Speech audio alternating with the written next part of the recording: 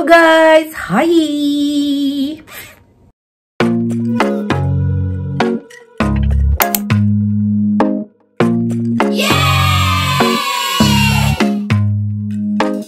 2 minutes to 9 AM. Ako ay aalis. At babalik ako doon sa pinag-ayusan ko ng root canal. Dito lang naman sa amin. Parating na yung driver ko. Diba sabi ko sa iyo sa last vlog ko guys, masakit siya. Na ang normal, pag na-root canal ka, since pinatay niya na yung ugat, wala ka nang maramdamang sakit.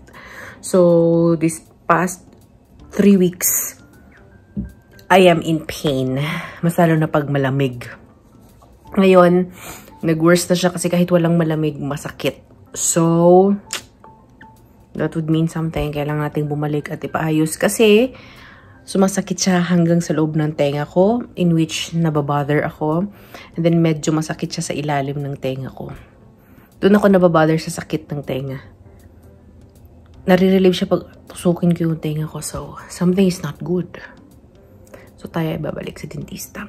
And hope that hindi siya ganun kamahal kasi medyo wala na akong budget. Ano na ngayon ano yung term doon? Araw de peligro. But I hope hindi siya ganun kamahal. Kasi wala tayong budget ngayon. Yeah.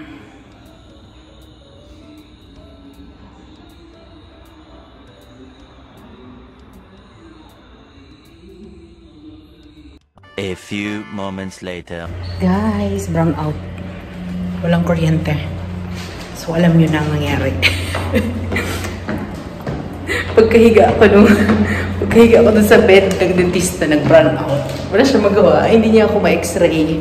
Pero okay naman. I-update ko kaya lakad muna ako sa hagdanan guys para hindi ako mahapla.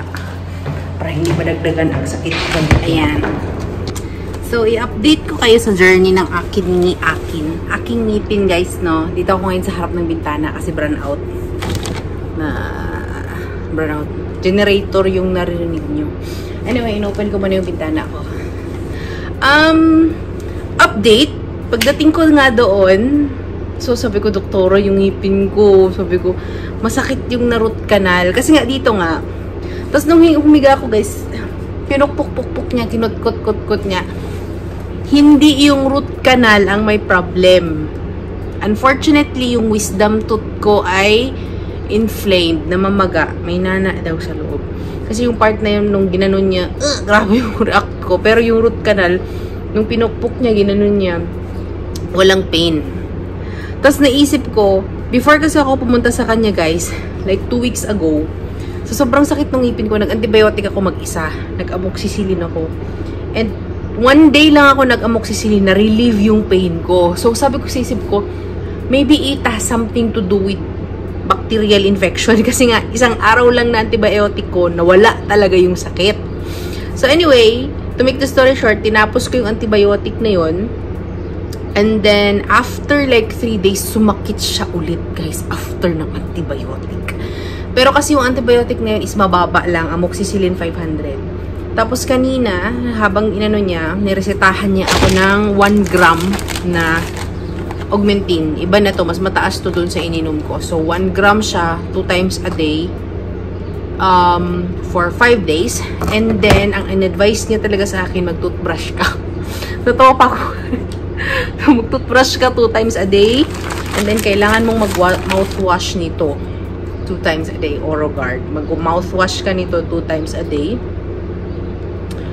So, what's this? Use twice daily, morning and evening after brushing. And then, nag-advise siya sa akin na mag-dental floss. Actually, guys, sa totoo lang, kung makikita nyo ang ngipin ko, kumpleto yan. Walang bulok, awa ng Diyos. Nakita niya? As in, fully complete ang ngipin ka, guys. Walang itim-itim. Ngayon lang ako dito sa Saudi Arabia, nagkanda ganyan-ganyan. Nagpa-root canal, ngayon yung wisdom tooth ko, maga. Yun, sabi niya kaya sumasakit yung tenga mo dahil sa wisdom tooth. So far naman guys, hindi siya sobrang sakit, pero nababother na ako. Ayun lang. So, after ko mag-take ng lahat ng to, babalik ako sa kanya kasi kailangan niya akong i-x-ray. So, Natawa lang talaga ako kasi alam niyo yung nag-run out, sabi ko talaga, Lord, baka hindi pa talaga ito yung panahon na may gagawin sa ngipin ko. So, ayan. Hindi ako mahilig mag-dental floss. Tsaka aaminin ko sa inyo guys, hindi ako yung person na mahilig mag-toothbrush 2 times a day. Sa totoo lang. Kasi sobrang confident ko na okay ang ngipin ko. Nung sinabi niya sa akin na 2 times a day ka mag-brush ng teeth ha, sabi ko sa isip ko, well, that's new for my life. Sa umaga, pagkagising ko, wala akong bad breath. Ever since the world began. Like, di ba pag umaga yung mga, hindi talaga nagsasalita kasi nga, sa akin guys, wala. As in, wala siyang amoy, ever. Well, now, puno na ng casualty lahat ng ngipin ko. Wala palang bayad yung ko guys, walang bayad yung appointment, yung pagpa-check up ko ngayon. Kasi wala naman talaga siyang ginawa. Ganun niya, kinutkot niya lang kasi nga run out. So, yung sa dentista, walang bayad. Dito ako napamahal sa mga gamot kasi kailangan ako mag-purchase sa private kasi dito sa amin wala. So, pati yung amoxicillin, 625 mg lang kasi. So, pinili ko na lang yung 1 gram. Yung bumili ako ng 2 dental floss. First time kong gumamit ng dental floss. So, bumili ako nung parang ganito at saka bumili din ako nung parang tape. And hindi ko na tinipid yung sarili ko, guys. Kasi I have to take isa sa pinakamasakit na pain is dental pain, guys. As in, hindi ka talaga maka-function, hindi ka makatrabaho, dental pain. Dysmenorrhea, no problem. Kaya ko kahit masakit yan. Ano pa yun, may sakit ako yung paa ko kagabi. Grabe, sobrang sakit. Walang problema, kaya ko yan. But the dental pain, ang sakit dito, ang sakit dito. Oh, dental pain is too much. So I will see you later pag may kuryente na. Madilim sa labas. So, nandito lang ako sa sala actually. Nag-ano ko, yung mag-i-inventory ako ba? Tapos diba sabi ko sa inyo, binibigyan lang ako ng pagkain. Nakaupo lang ako dito, may food na naman ako. Ano tayo papayat nito guys? Binigyan lang ako ni Umju, yung kasamahan ko na Sudani. Bigyan niya ako pagkain. Diba? Sabi ko sa inyo. Lagi tayo may pa-blessings dito. Anyway, ito pala yung yung binili ko sa Shein. Ito yung ginagamit ko pag nag-inventory ako. Ayan, sobrang daming stocks ang dadating ngayong end of January in preparation for February. Tapos gusto ko maubos yung mga stocks na yun bago mag-Ramadan. Meron din ako mga stocks na parating na dates. Dates kasi kinakain yun ng mga Muslim people kapag mag-break sila ng fast. So, may mga parating din tayo ng mga dates. And marami tayong parating na mga pwedeng i-display doon sa tindahan din namin. So, yeah. We are trying to make new strategy. Di ba nabanggit ko yun sa inyo na while may work ako, gusto kong hanapin yung kiliti ng mga taga-Cotabato. Kasi nga if ever hindi mag-boom, at least hindi pa rin tayo lugi kasi meron pa rin tayong income. Kesa yung saka ako mag-explore na nasa Pinas na ako na wala akong income, wala akong sinasahod. So yun yung strategy ko, yun yung attack ko. Ngayon ako gumagawa. Ngayon ako nag-explore ng mga pwede kong ibenta. So, awa ng Diyos, pauwi yung boyfriend ko ngayong end of January. End of January at siya yung aasahan ko na mag-arrange ng mga parating na stocks na super duper dami. So, yun, gustuhin ko man na matulungan ako ng boyfriend ko sa mga stocks na parating. Kaso nga kailangan yung umuwi sa probinsya nila sa Pagadian. Taga-Pagadian ba yun?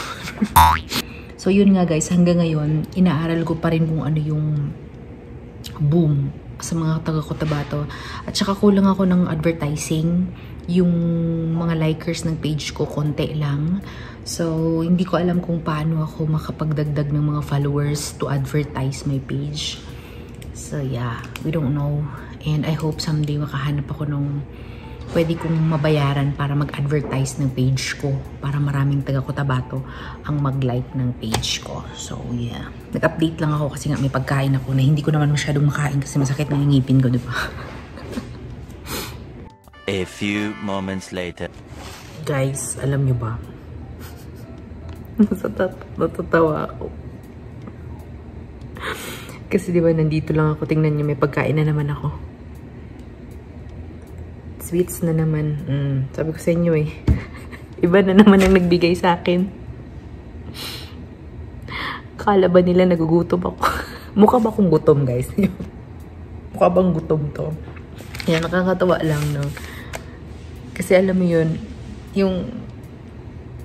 Mahilig kasi ako magbigay talaga, guys. Tapos hindi mo lang ina-expect na they will give something back sa'yo, yun lang. So,